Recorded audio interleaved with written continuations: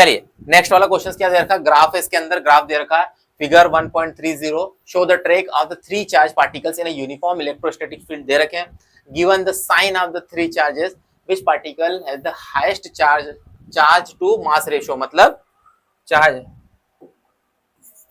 Q upon M।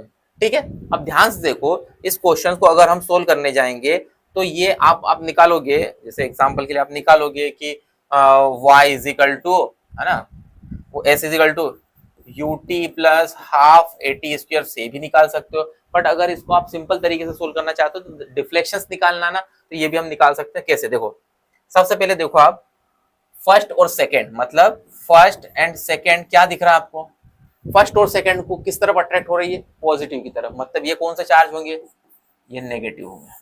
ठीक है, third पे आपको क्या दिख रहा है, ये अट्रैक्ट किधर हो रही होगी, माइनस की तरफ, मतलब थर्ड क्या आपके पास में नेगेटिव, सॉरी पॉजिटिव है।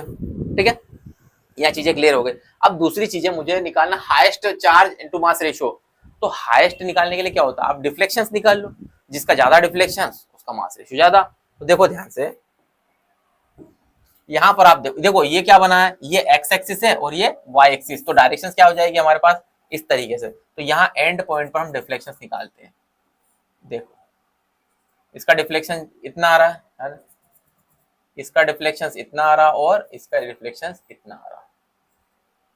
ठीक है, तो आप डिफ्लेक्शन किसका ज्यादा आ रहा है, थर्ड का ज्यादा आ रहा, तो हमारा आंसर क्या हो जाएगा, हमारा आंसर हो जाएगा थर्ड।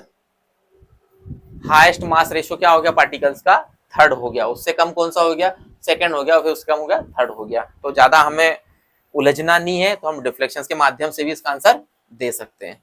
ठीक है, चलिए।